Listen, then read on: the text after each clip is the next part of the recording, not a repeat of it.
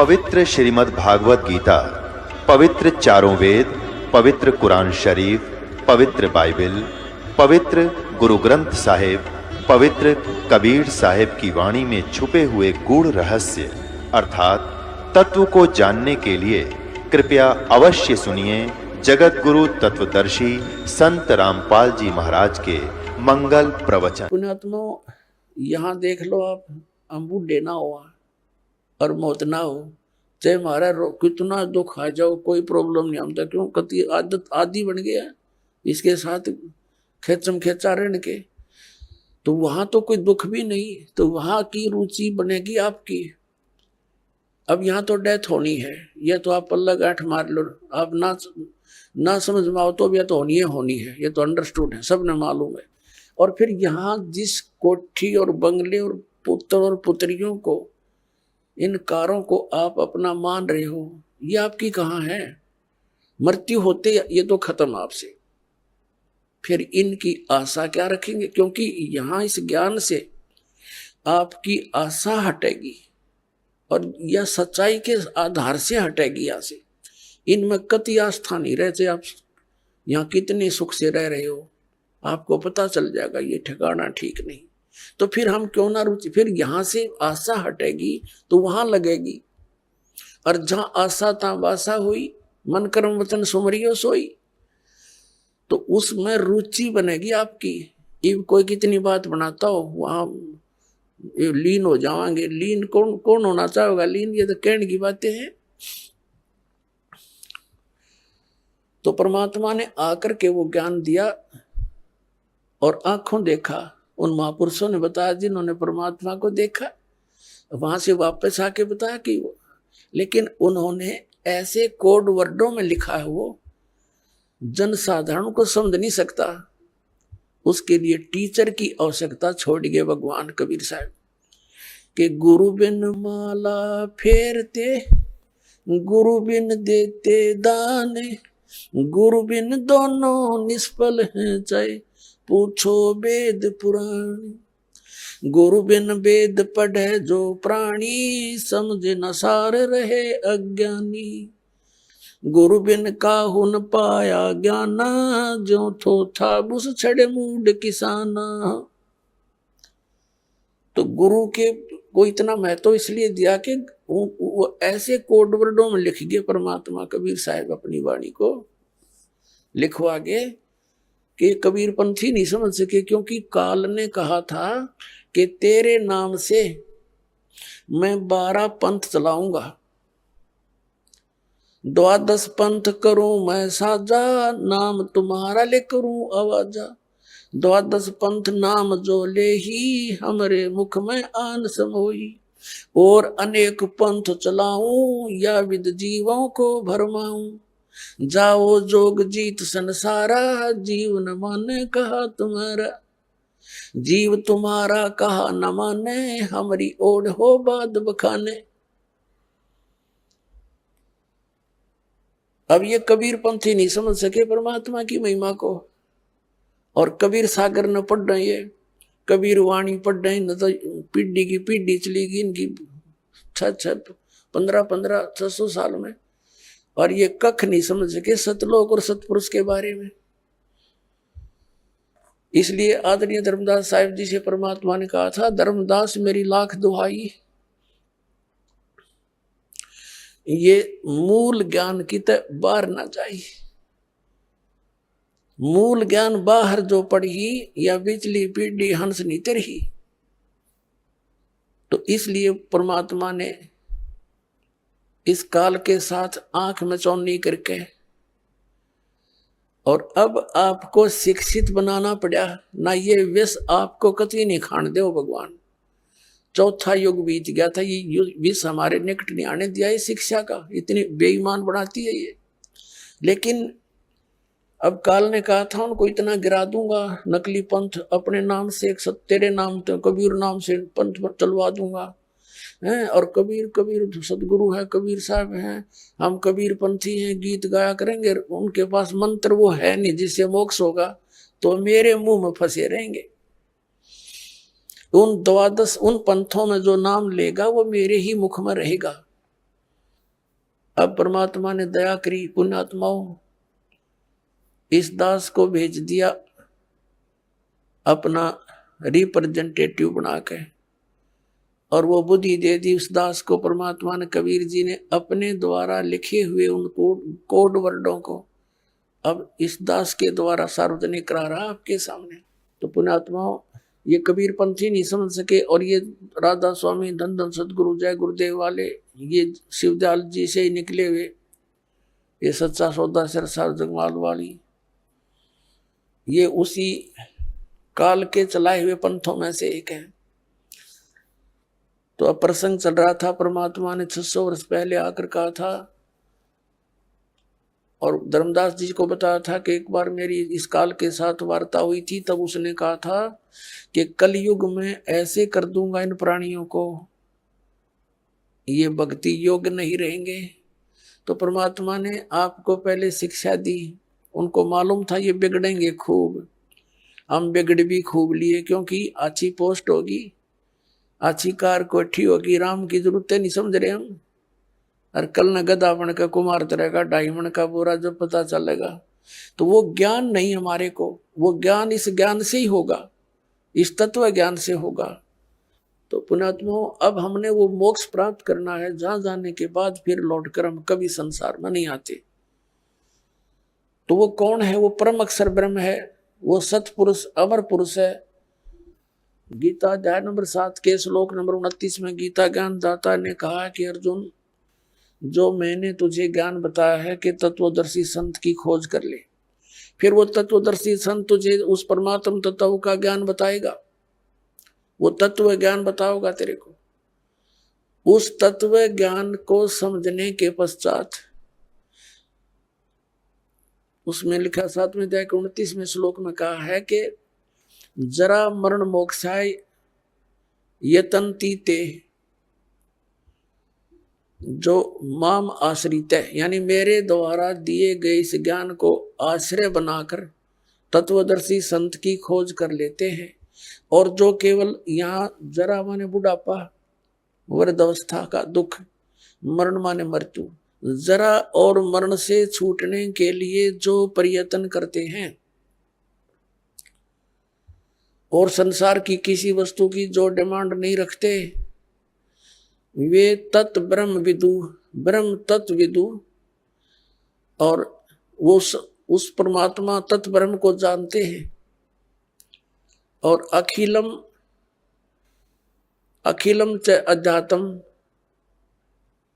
सारे अध्यात्म को जानते हैं, और सभी कर्मों से परिचित है, यहाँ के सभी कर्मों से और पूरे अध्यात्म मार्ग से वो लोग परिचित हैं, जो केवल जरा और मरण से मोक्ष के लिए ही प्रयत्न कर रहे हैं। 8वें अध्याय के प्रथम श्लोक में गीता ज्ञानदाता से अर्जुन ने पूछा, किम तत्ब्रह्म, जिस तत्ब्रह्म को जानकर प्राणी केवल जरा और मरण से, इस कष्ट से छूटने का प्रयत्न करता है, तो वो तत्ब्रह्म क्या है, कौन है वो भगवान? गीता ज्ञानदाता ने गीता अध्याय नंबर 8 के श्लोक नंबर 3 में उत्तर दिया है, वो परम अक्षर ब्रह्म है। देखिएगा अध्याय नंबर 7 का श्लोक नंबर 29, ये 29 नंबर है। इसमें कहा कि जरा मरण मोक्षाय माम आश्रित यतन्ति, ये माम आश्रित, मेरे इस ज्ञान का आश्रय करके कि तत्वदर्शी संत को खोज लो, तो वो यतन्ति, ये जो प्रयत्न करते हैं, जरा और मरण मोक्ष है, जरा और मरण के मोक्ष के लिए ही जो प्रयत्न करते हैं, ते ब्रह्म तत्विदु कृष्णम अध्यात्म से कर्म अखिलम, वह पूरे अध्यात्म को, तत्व ब्रह्म को और सभी कर्मों से परिचित हैं, जानते हैं, विदु माने जानते हैं। इन्हीं का अनुवाद पढ़ते हैं। जो मेरे शरण होकर जरा और मरण से छूटने के लिए, जरा माने बुढ़ापा, वृद्धावस्था होती है, इन लोगों ने लिख दिया ने, वे पुरुष उस तत्ब्रह्म उस ब्रह्म को, संपूर्ण अध्यात्म को, संपूर्ण कर्मों को जानते हैं। ये तीसरा श्लोक में ये कहा है 8वें अध्याय के, कि केवल जो मुझे ही सब कुछ समझ रहे हैं वो मुझे ही जानते हैं, वो तो मुझे ही जानते हैं बस। फिर यहाँ बताया 8वें अध्याय का प्रथम मंत्र में अर्जुन ने पूछा गीता जी में, किम तत्ब्रह्म किम अध्यात्म किम कर्म पुरुषोत्तम अधिभूतम से किम प्रोक्तम अधिदेवम किम उच्यते। इसका वह ब्रह्म क्या है, और इसका 8वें अध्याय के तीसरे श्लोक में उत्तर दिया है गीता ज्ञानदाता ने। 8वें अध्याय के तीसरे श्लोक में वो परम अक्षर ब्रह्म है। अब इससे सिद्ध हो गया गीता ज्ञानदाता से कोई अन्य परम शक्ति है जो जीव को पूर्ण सुखी कर सकती है और पूर्ण मोक्ष प्रदान कर सकती है। अब यहां गीता अध्याय नंबर 8 के श्लोक नंबर 5 और 7 में गीता ज्ञानदाता ने कहा है कि मेरी भक्ति कर मुझे ही प्राप्त होगा। और 8वें अध्याय के 8, 9, 10 में 3 मंत्रों में कहा कि उस परमेश्वर परम अक्षर ब्रह्म की यदि तू साधना करेगा, उसकी भक्ति की कमाई के बल से, योग के बल से, भक्ति की शक्ति की ताकत से, तो उसको प्राप्त हो जाएगा। 8वें अध्याय के 13वें श्लोक में गीता ज्ञानदाता अपनी साधना का मंत्र बताता है, ओम इति एकाक्षरम ब्रह्म व्यवहारन माम अनुसमन ये प्रयाति तजन देहम स याति परमाम गतिम। मुझ ब्रह्म का केवल एक ओम मंत्र है, और जो इसकी अंतिम श्वास तक सिमरण करता हुआ, इसका अंतिम श्वास तक सिमरण करता हुआ छोड़कर जाता है, वो ओम से मिलने वाली परम गति को प्राप्त होता है। ओम से मिलने वाली परम गति कौन सी है? ब्रह्मलोक। 8वें अध्याय के 16वें श्लोक में कहा कि ब्रह्मलोक पर्यंत, ब्रह्मलोक में गए हुए प्राणी फिर वापस जन्म मृत्यु में आते हैं, तो इससे भी पूर्ण मोक्ष नहीं हुआ, जन्म मृत्यु का दीर्घ रोग कटा नहीं। फिर 17वें अध्याय के 23वें श्लोक में गीता ज्ञानदाता ने कहा है उस परम अक्षर ब्रह्म के पाने का, ओम तत्सदिति निर्देश ब्रह्मण त्रिविद समर्थ है। ब्रह्मण माने सच्चिदानंद घन ब्रह्म। देखिएगा 17वें अध्याय का 23वां श्लोक दिखाते हैं, अध्याय नंबर 17 और श्रीमद् भगवद गीता ये 23वां श्लोक है। ओम तत्सत इति निर्देश है ब्रह्मण त्रिविद समर्थ है ब्राह्मणा तेन वेदा च यगा च विहिता पुरा। इसका समझ क्या है? ओम से ओम तत् तत् सत सत, ओम तत्सत, ऐसे ये 3 प्रकार का ब्रह्मण माने सच्चिदानंद घन ब्रह्म का नाम कहा है। ब्रह्मण माने सच्चिदानंद घन ब्रह्म कर रहे हैं, यानी परम अक्षर ब्रह्म समझो इसको, परम अक्षर ब्रह्म का नाम है यो। अब हम फिर आते हैं वापस 8वें अध्याय के, अध्याय नंबर 8 के ही वापस आ जाते हैं। ये देखिएगा 13वें श्लोक में, ये देख 8वां अध्याय गीता जी का, और ये 13वां श्लोक यहाँ पर है 13वां। अब हम संस्कृत भी पढ़न जोगे हो गए, ऐसी बात नहीं, देवनागरी लिपि है या।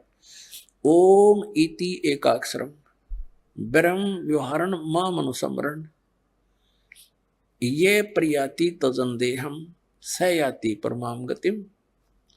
अब ये गीता ज्ञानदाता कहता है कि माम ब्रह्म, मुझ ब्रह्म का, ओम इति, ओम यह एकाक्षरम, एक अक्षर है, नथिंग एल्स, व्यवहारण अनुसमरण यानी उच्चारण करके सिमरण करता हुआ, यह याति तजन दे प्रियाति तजन दे, हम दो शरीर छोड़कर जाता है, इसका सांस सुमरण करता हुआ, यह याति परमाम गतिम, वह परम गति को प्राप्त होता है। यहां से शुरू होता है ओम ओम। जो पुरुष ओम इस एक अक्षर ब्रह्म को उच्चारण करता हुआ और उसके अर्थ स्वरूप मुद निर्गुण ब्रह्म का चिंतन करता हुआ शरीर को त्याग कर जाता है, वह पुरुष परम गति को प्राप्त होता है। ओम से होने वाली परम गति वो कौन सी है? ब्रह्मलोक। ब्रह्मलोक में गए हुए प्राणी फिर पुनरावृत्ति में आते हैं। देखिएगा 8वें अध्याय का यही फिर 16वां श्लोक। हे अर्जुन, ब्रह्मलोक पर्यंत सब लोग पुनरावृत्ति में हैं। ये स्टार लगा के इन्होंने यह विश्लेषण भी किया है।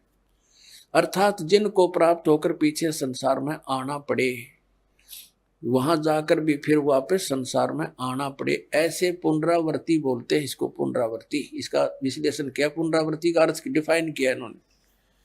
तो इसे सिद्ध हो गया कि ब्रह्मलोक में गए हुए प्राणी भी वापस आते हैं, फिर ओम नाम का जाप करने वाले। आगे गए ना बावड़े, रहते भी सब जाही, बिन साहेब की बंदगी कहीं छोड़ ठिकाना नहीं।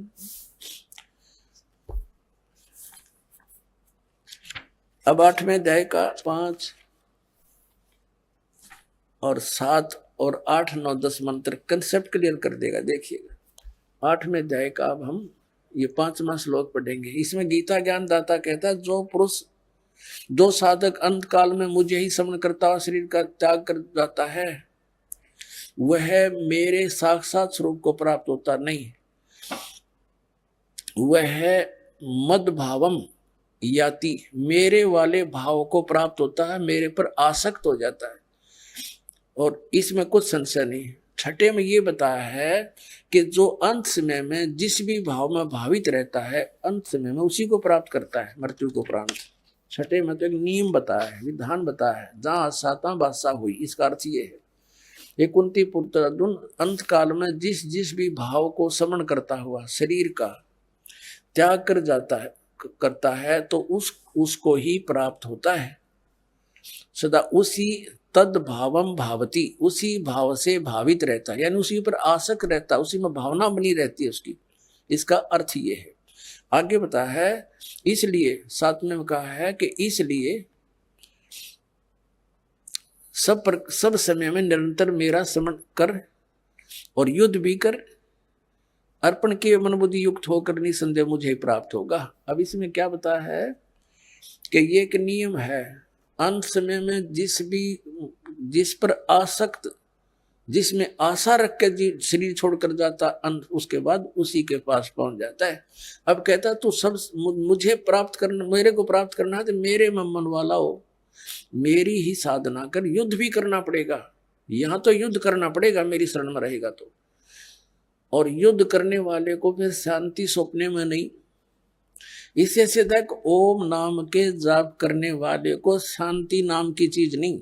इसलिए 18वें अध्याय के 62वें श्लोक में कहा कि अर्जुन तू सर्वभाव से उस परमेश्वर की शरण में जा, उस परमेश्वर की कृपा से ही तू परम शांति को और शाश्वत स्थान, यानी उसे सनातन परम धाम को प्राप्त होगा। इससे सिद्ध हो गया कि गीता ज्ञान दाता कहता है मेरी शरण में रहना तो युद्ध करना पड़ेगा तुझे। अब तू सोच ले, तो जहां युद्ध करना वो शांति नाम की चीज नहीं है। और ये ओम से शांति खोजे नो के ओम शांति, बोली शांति सपने में भी ना हो। अब गीता जी अध्याय नंबर 8 के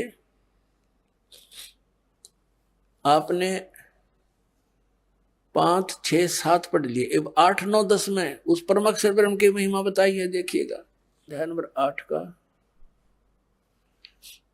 ये श्रीमद् भगवद गीता, ये 7वां तक पढ़ दिया हमने, ये 8वां पढ़ेंगे। यहां इसका अनुवाद है।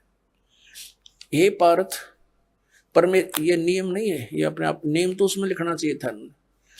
परमेश्वर के अभ्यास योग युक्तेन, ये ध्यान पर जोड़ रहेगा टा, ध्यान के अभ्यास रूप योग से युक्त नहीं, नाम से, नाम बता रखा है ओम तत्सत। अब जैसे ये परमात्मा के उस लोक को पाना है हमने, जहां जाकर सुखी होंगे।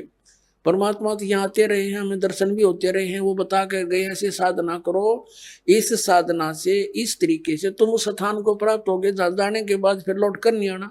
तो उसके लिए मजदूरी है या साधना हमारी। जैसे हैंडपंप लगाना है, हैंडपंप किस लिए लगाना है? क्योंकि हमने जल, हमारा इष्ट है, हमने जल चाहिए और जल पृथ्वी में, उसके लिए हैंडपंप लगाने के लिए जो भी हमने इंस्ट्रूमेंट यूज किए हैं, बुक की, पाइप और जितने भी ये सारा कुछ प्रोसेस जो है उसके पाने का, ये हमारी साधना है या पूजा नहीं है।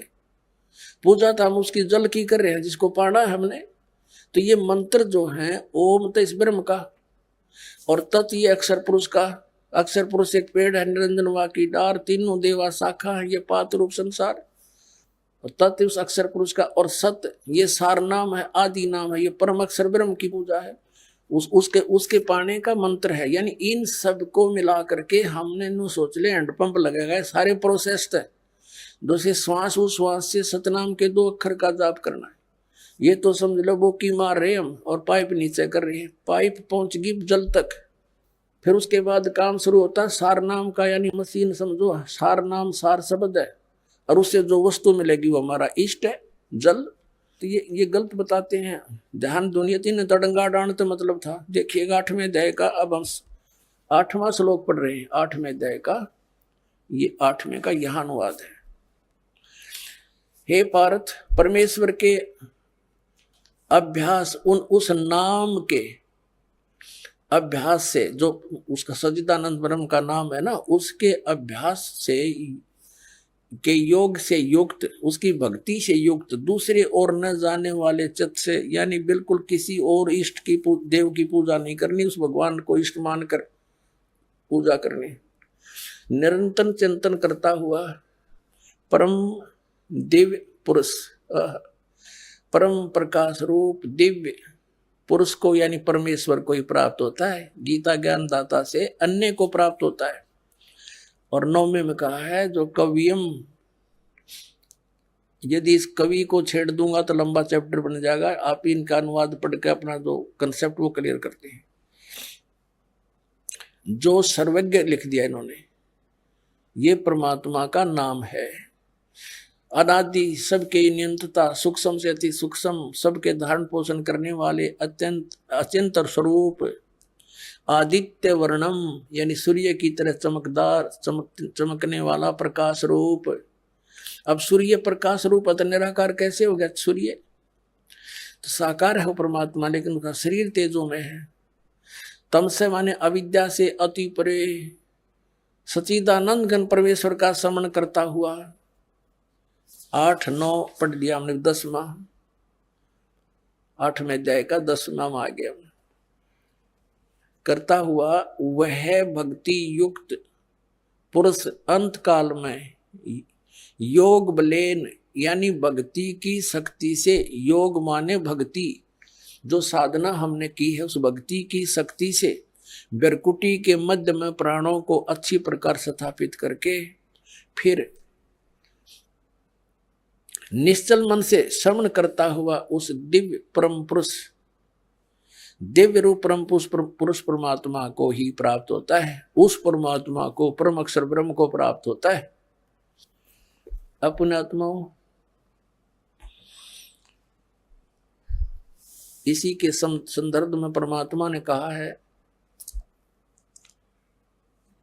कि गुण तीनों की भक्ति में ये भूल पड़ो संसारी, कहे कबीर निज नाम बिना कैसे उतरो पार। अब आप जी भक्त हैं क्योंकि आप दूध के जले हुए आए हो और अब लस्सी को भी फूकने की चेष्टा करते हो। कई भक्त कहते हैं,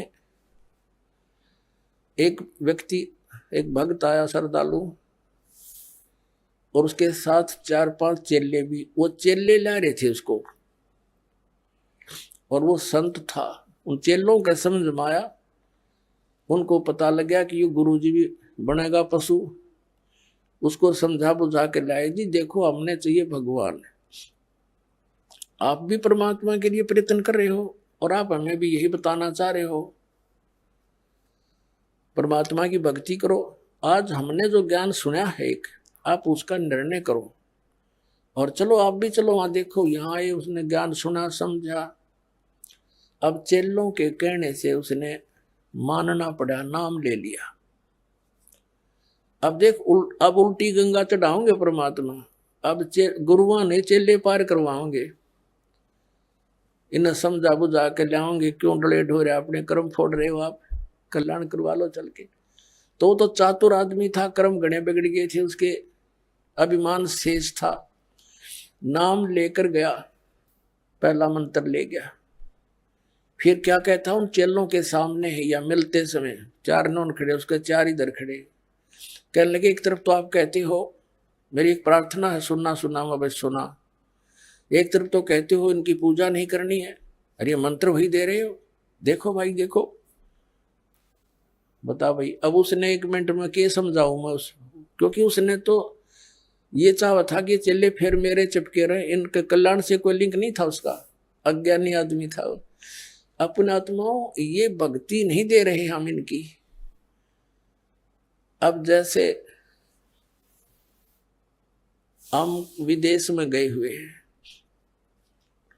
और वहां के जो प्रबंधक हैं, जैसे हमने किसी से कनेक्शन ले रखा बिजली का, किसी से टेलीफोन का और किसी से गैस का, पानी का, या बैंक लोन ले रखा है, तो उनका जो कर्जा वापस दे रहे हैं, देना है, तो क्या उनकी हम पूजा कर रहे हैं?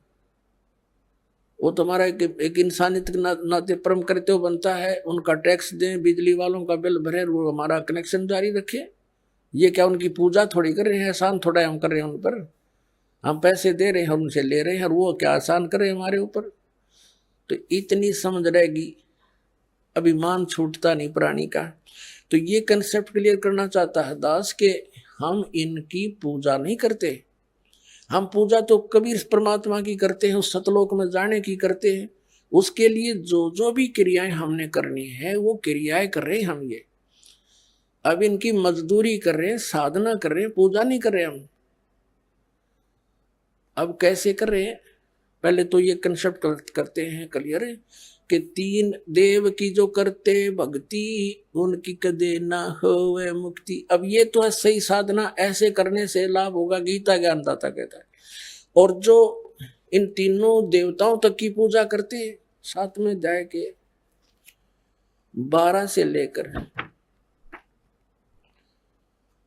और 15 तक रजगुण ब्रह्मा, सतगुण विष्णु, तमगुण शिव जी की जो साधना करते हैं, इन्हीं को इष्ट मानकर पूजते हैं, उनके लिए कहा है। जो इनको फाइनल गॉड मान रहे हैं, कंप्लीट गॉड, तो उनके लिए कहा है कि वो मुक्ति प्राप्त नहीं कर सकते, मोक्ष प्राप्ति नहीं हो सकती उनसे। इस 7वें अध्याय में निर्णायक ज्ञान दे रखे है। और ये कहा गीता ज्ञानदाता ने कि अर्जुन अब ऐसा ज्ञान बता दूंगा जिसके जानने के बाद फिर कुछ भी शेष जानना नहीं रहेगा। और कति बिल्कुल सही बता रखा है, देखिएगा ये 7वां अध्याय है, इसका दूसरा मंत्र देखिएगा। मैं तेरे लिए इस विज्ञान सहित तत्व ज्ञान को पूर्णतः कहूंगा, जिसको जानकर संसार में फिर कुछ भी जानने योग्य शेष नहीं रह जाता। हो गया खत्म। हम इसको थोड़ा सा शॉर्ट में पढ़ेंगे। 7वें अध्याय का हम 12 से शुरू करते हैं। 7वां अध्याय का हम 12 से शुरू करेंगे। ये 12वां श्लोक। अभी और भी जो सतगुण से उत्पन्न होने वाले भाव हैं और रजोगुण से तथा तमोगुण से उत्पन्न होने वाले भाव हैं, उन सब को मुझसे ही होने वाले हैं ऐसा जान, परंतु वास्तव में उनमें मैं और वे मुझ में नहीं है। अब अभी ताजा ये सिद्ध किया आपको कि रजगुण ब्रह्मा है, सतगुण विष्णु, तमगुण शिव जी। तो इन तीनों गुणों से क्या होता है? रजगुण ब्रह्मा से के दबाव से, इसके प्रभाव से, रजोगुण के प्रभाव से हम संतानों उत्पत्ति करते हैं। यहाँ के ठाठ बाट की हमारे अंदर एक जबरदस्त प्रेरणा बनती है, ये रजोगुण के प्रभाव से बनती है। और फिर सतीथि सतोगुण प्रभाव से एक दूसरे में ममता मोह फंस जाने, जबरदस्त जकड़े जाते हैं। और तमोगुण का अपना पता ही है, क्रोधाना, ये भगवान शंकर के विष्णु जी के तमोगुण से है। तो क्या बताया है कि इन तीनों गुणों से जो कुछ भी हो रहा है, सतीथि सृष्टि, सतीथि और संहार, इसका निमित्त मूल कारण तो मैं हूं, लेकिन मैं इनमें नहीं, ये मुझ में नहीं। क्योंकि ये इनसे अलग रहता है, अपने पुत्रों से भी गुप्त रहता है। ये काल के पुत्र हैं, रजगुण ब्रह्मा सतगुण विष्णु तमगुण शिव जी। तो ये क्या बता रहा है, आगे देखिएगा 7वें अध्याय का 13वां श्लोक पढ़ेंगे, 12वां हमने पढ़ लिया। गुणों के कार्य रूप सात्विक राजस तामस इन तीनों प्रकार के भावों से सारा संसार प्राणी समुदाय मोहित हो रहा है। इन तीनों गुणों से परे मुझ अविनाशी को नहीं जानता। अब इस कितना कह रहा है कि ये तीनों गुणों के रजगुण ब्रह्मा सतगुण विष्णु तमगुण शिव जी से ही जकड़ी हुई है इनकी बुद्धि। इनसे ऊपर ब्रह्म मुझे भी ना जानते, इनसे अधिक लाभ मैं दे सकता हूं। आगे देखना 14वें में क्या किया। अध्याय नंबर 7 के श्लोक नंबर हम 14 को पढ़ रहे हैं। क्योंकि यह अलौकिक अति अद्भुत त्रिगुणमयी मेरी माया रजगुण ब्रह्मा सतगुण विष्णु तमगुण शिव जी के द्वारा फैलाया गया जाल बड़ी दुस्तर है, यानी बड़ी खतरनाक है। परंतु जो पुरुष केवल मुझको निरंतर भजते हैं वे इस माया का उल्लंघन कर जाते हैं, अर्थात इससे ऊपर उठ जाते हैं जो ब्रह्म साधना करते हैं। अब 15वें में कहा है, इस माया के द्वारा जिनका ज्ञान हरा जा चुका है, रजगुण ब्रह्मा सतगुण विष्णु तमगुण शिव जी तक जो सीमित है, तमगुण शिव जी तक जो सीमित है, इन्हीं को इष्ट मानकर पूजते हैं, इनसे आगे किसी की सुनने को तैयार नहीं और किसी की बात को नहीं सुनते। ये देखिए, वे असुर स्वभाव को राक्षस स्वभाव को धारण किए वे मनुष्यों में नीच दूषित कर्म करने वाले मूर्ख मूढ़ लोग मुझको नहीं भजते। और फिर अपने बारे में बताता है, मेरी भक्ति भी 4 प्रकार के करते हैं। चतुर्विधा भजन्ते माम जना सुकृत न अर्जुन, आर्त जिज्ञासु अर्थार्थी ज्ञानी च भर्तृ शब्द। गीता ज्ञानदाता ने स्पष्ट कर दिया कि मुझे छोड़कर अन्य देवताओं की रजगुण ब्रह्मा सतगुण विष्णु तमगुण शिव जी की जो पूजा करते हैं और किसी की उन पर वहां तक उनकी बुद्धि हरी जा चुकी है, इनसे आगे कोई सुनते नहीं। जैसे ये आचार्य शंकराचार्य, ये जितने भी पवित्र हिंदू धर्म के धर्म गुरु हैं, ये ब्रह्मा विष्णु महेश, ये विष्णु जी शंकर जी और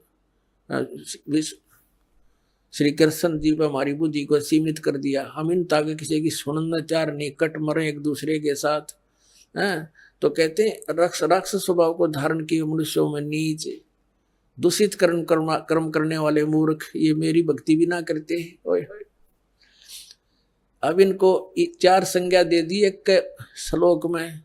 राक्षस स्वभाव को धारण किए हुए मनुष्यों में नीच दूषित कर्म करने वाले मूर्ख। अब थोड़ा सा प्रमाण देते हैं। जैसे हिरण्यकशिपु ने रजगुण ब्रह्मा की पूजा करी थी, अपने पुत्र का शत्रु हो गया, हल्दी की गांठ पाकर पंसारी बन गया और सबको कह दिया मेरी भक्ति करो। अपने पुत्र का शत्रु हो गया, जुल्म गुजारे। फिर परमात्मा ने आकर उसकी छाती तोड़ी, कुत्ते वाली मौत मेरा राक्षस कहलाया रजगुण ब्रह्मा का उपासक। फिर तमगुण शिव जी का उपासक था रावण, कैसे जुल्म कैसा दूषित कर्म किया, अपनी ही माता को उठा लाया, पति बनाने की चेष्टा करने लगा, सीता को उठा लाया। यानी शिव का पुजारी अपने बड़े भाई भी, उसके बड़े भाई विष्णु की पत्नी ने उठा लाया। बता अकल। तो इससे दूषित कर्म और क्या करेंगे। दूषित कर्म करने वाले मूर्ख राक्षस स्वभाव को धारण किए मनुष्यों में नीच। तो चारों उपमा इनके ऊपर फिट होगी। रावण कुत्ते वाली मौत मेरा राक्षस कहलाया। एक भस्मागिरी नाम का तपस्वी था, भगवान तमोगुण शंकर का उपासक। उसके द्वार के सामने, गेट के सामने ऊपर न पैर करके नीचे न सिर, सिरासन पर तपस्या शुरू कर दी, हठ योग। एक दिन पार्वती ने कहा कि भगवान आपका उपासक क्या मांगता दे दो, आप तो समर्थ है। तो शिव जी ने पूछा कि बोल भाई क्या मांगते हो भस्मागिरी। भस्मागिरी ने कहा भगवान वचनबद्ध हो जाओ तो मांगो। शंकर भगवान ने कहा ठीक है भाई तथास्तु, हो गया वचनबद्ध, बोल। एकदम खड़ा हो गया, सीधा ऊपर ने सिर करके कहने लगा भगवान ये भस्म कड़ा दे दो जो अपना हाथ में पहन रखे है।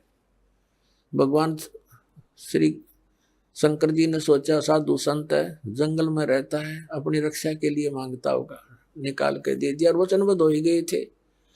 अब ज्यों ही उस राक्षस के हाथ में वो कड़ा आया, उसी समय कह दिया कि होले होशियार शिव जी, तुझे मारूंगा, मैं इसीलिए साधना कर रहा था और पार्वती को पत्नी बनाऊंगा। हा हा हा हा, एकदम बदल गया थे। और अब देख लिया भगवान शिव ने भी, भाई तो बात बिगड़ गई, राक्षस की इसकी वह चेहरा बदल गया एकदम। तो भगवान शंकर भाग लिए वहां से अपनी जान बचा के। अपने आत्मा में देखो, आगे आगे तो भगवान और पाछे पुजारी, जा खागड़ा जोटे की तरफ आगे।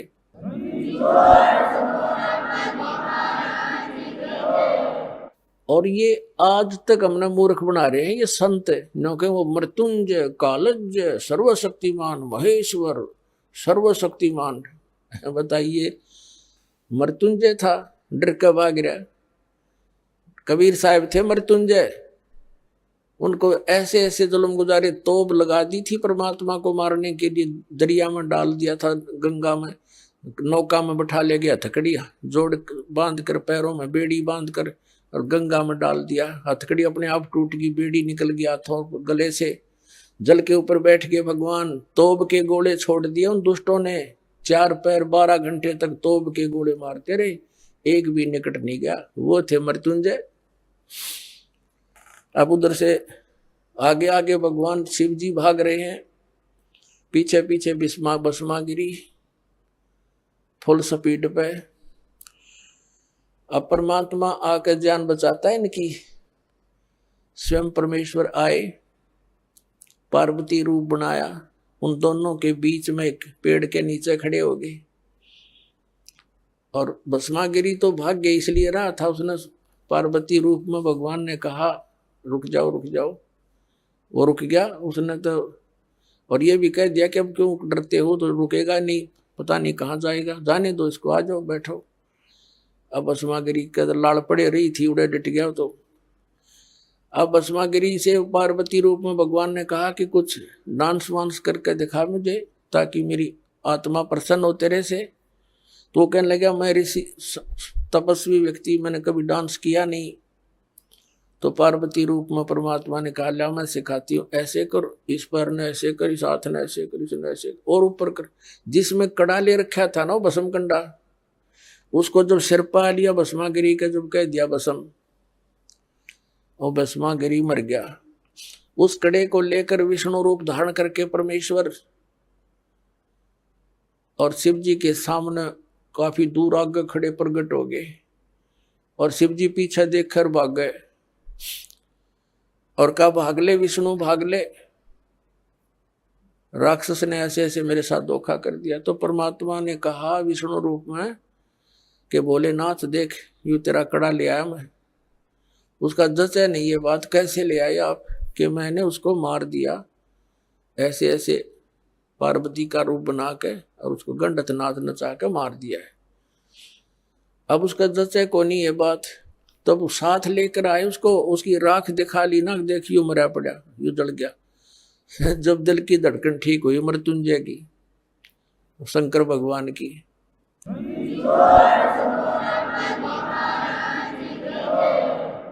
अपने आत्मा इससे भी दुष्ट और कौन होंगे, अपनी माँ के ऊपर नीत डिगा दी। और भगवान शंकर को अंतर्यामी के ये नहीं समझ सका, राक्षस के सोच लिए बैठा है, और दे दिया कड़ा ठाकर, उसका 2 मारो जूत भगा देता वहां से। यदि अंतर्यामी होता समझ जाता पहले, ये क्या बकवास सोचे बैठा है, अरे इनकी हम पूजा करने पर ला रखे थे, सारा जीवन बर्बाद करा दिया हमारा। और परमात्मा 600 वर्ष पहले कहा करते, 3 देव की जो करते भक्ति, उनकी कदे ना हुआ मुक्ति। अब भस्मागिरी से भस्मासुर हो गया, राक्षस कहलाया, और कुत्ते वाली मौत मरा। ऐसे दूषित कर्म, ऐसे जुल्म, अपनी माँ पर नीत डिगा रहा, यानी देव इष्ट देव रूप में पूजे, उसकी पत्नी पर दोष मन में नीच का, इससे बुंडा और कौन, इससे दुष्ट और कौन होगा। फिर तीसरे आते हैं विष्णु के उपासक वैष्णव। एक बार कुंभ का मेला हो गया हरिद्वार की, हर की पैड़ी पर भी का उनका संयोग बन गया। तो वहां पर ये गिरिपुरी नागा नाथ सन्यासी वैष्णव ये अपने अपने ग्रुप में इकट्ठे हो जाते हैं। नागा का अलग ग्रुप, सन्यासियों का अलग, वैष्णव का अलग, नाथों का अलग, कनपाड़े नाथ न्यारे। ये नागा तो हैं भगवान तमोगुण शिव के उपासक, और वैष्णव साधु हैं ये भगवान विष्णु सतोगुण के उपासक। इनका एक समय निर्धारित होता है, घंटे आध घंटे का जितना भी होता है, कि उसके दौरान जो नहा लिया सो नहा लिया, ये मानते हैं कि उसका कल्याण हो गया। अब गए थे कल्याण करवाने, और फिर क्या हुआ उनका वहां पर, अब स्नान करने का जो समय आ गया उनका, पर भी लगनी थी कुंभ के मेले की, तो सभी अपने अपने ग्रुप में चल पड़ते हैं। नागा अलग से, वैष्णव अलग से, नाथ न्यारे, सन्यासी भिन्न अपने अपने खेमे में चल पड़ते। तो सबसे पहले नागा पहुंच गए, कति नंगे रहते हैं, और वो हरकी पैड़ियों पर सब जगह खड़े हो गए, नहाने की पोजीशन पकड़ गए। पीछे से वैष्णु साधु आगे, सतोगुण विष्णु जी के उपासक। उन वैष्णव ने कहा कि नागाओं पहले हम स्नान करेंगे, हम सर्वश्रेष्ठ हैं, तुम बाद में नहाना। अब नागा कहने लगे नहीं, हम सर्वश्रेष्ठ हैं, हम त्यागी और बैरागी हैं, हम नहीं इच्छा रहते, हम वस्त्र भी धारण नहीं करते, हम बिल्कुल निर्लेप है। तो विष्णु के उपासक वैष्णु साधु कहने लगे शरण फेरो, तुम टट्टी के हाथ धोते नहीं, राख लपेटे आंडो, गधे की तरह लोट मारो, आज तुम प्रथम नहाने वाले हो गए, पहले हम नहाएंगे, तुम बाहर आओ। अब ये वचन सुनकर अब वो तमोगुण के पुजारी हो गए उल्टे, और पकड़ लिए उनके सिर के वो जटा, पकड़ पकड़ के वो उसकी पकड़ रहे, और वो उसकी लठम लठा मुक्का मुक्का बुड़के काटे, मुखों से काटे, फिर तलवार निकाल जाए, कटारी मारे, एक दूसरे के छुर्रे गोप दे। 25,000 ये चरगुण उपासक ये कटका मर गए वहां पर। हर पैड़ी के ऊपर, हर की पैड़ियों पर गंगा का पानी लाल बना दिया, लाश उसके अंदर 100 बहा दिए नरे। तो इसके विषय में सूक्ष्म वेद के अंदर परमात्मा ने कहा है, तीर तुपक तलवार कटारी जमदड़ जोर बदावे है, हर पैड़ी हर हेत न जान्या वहां जा तेग चलावे, काटे शीस नहीं दल करुणा ये जग में साध कवावे है, जो जन इनके दर्शन को जावे उनको भी नरक पठावे।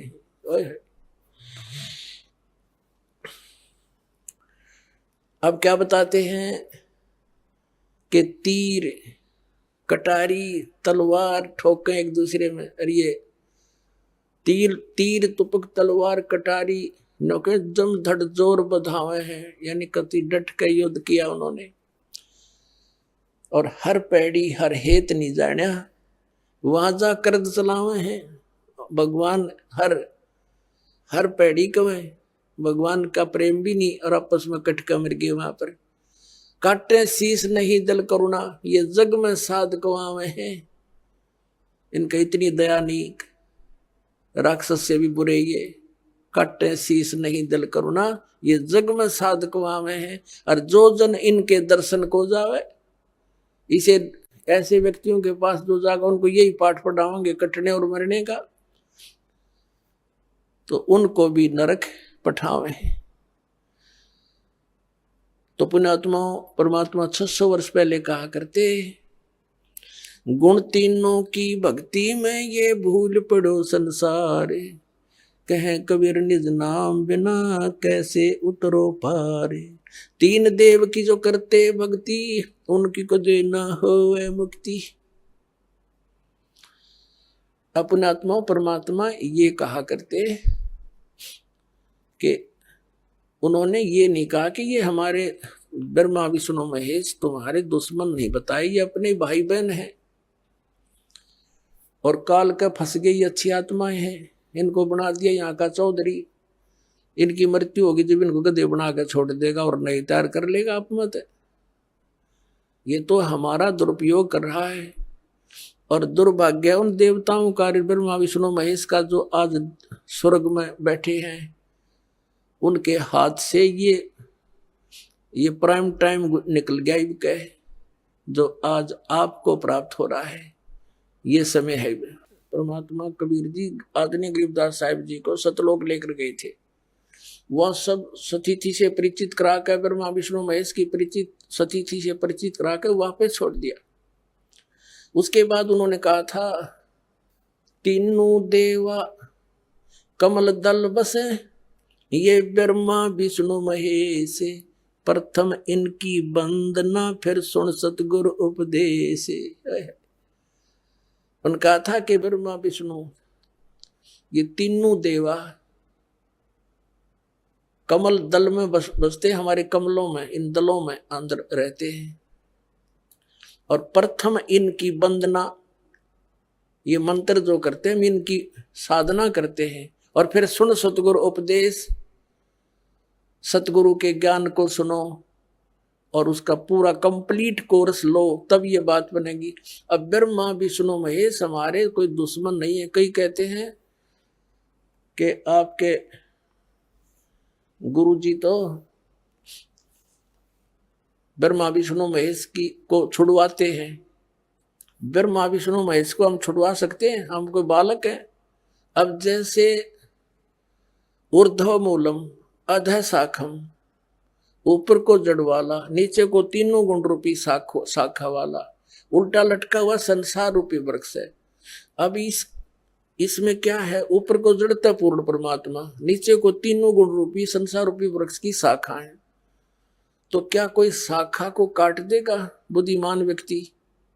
पेड़ की शाखा को कोई काटने की कहेगा कि इसको तो फेंक दो काट के, फिर लटका के करेंगे बाकी का हम? परमात्मा कहा करते कि जैसे कोई हमने भक्ति रूपी पौधा बीजना है और हम नर्सरी से कोई पौधा लाए, कैसे बीजेंगे? उसको गड्ढा खोदेंगे और उस गड्ढे में उसको जड़ों की तरफ से दबाकर मिट्टी में, फिर उस जड़ों की मूल की सिंचाई करेंगे।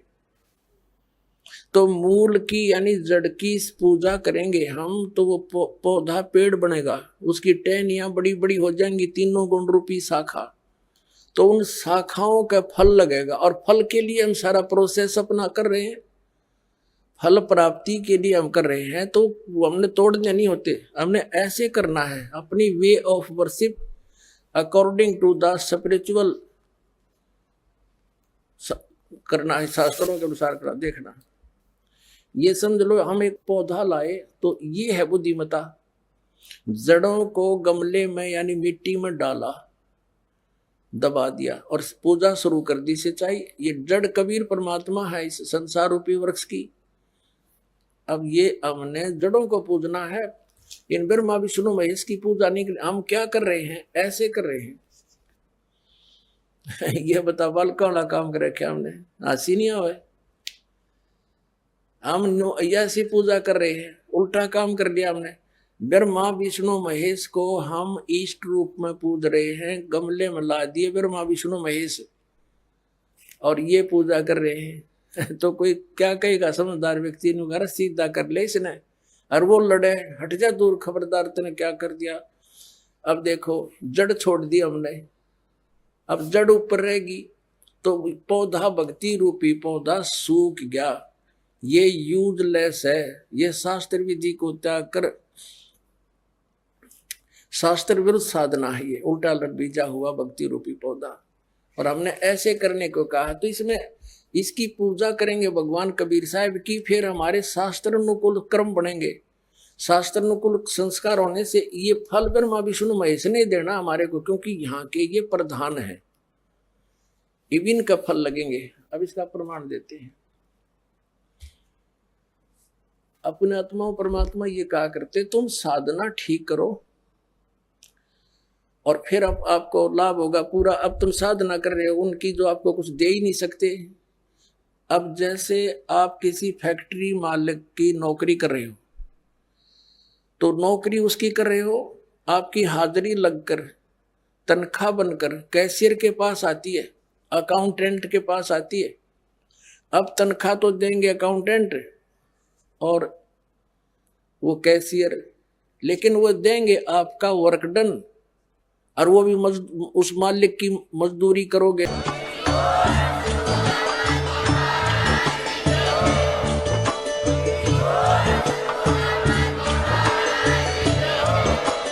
आप सुन रहे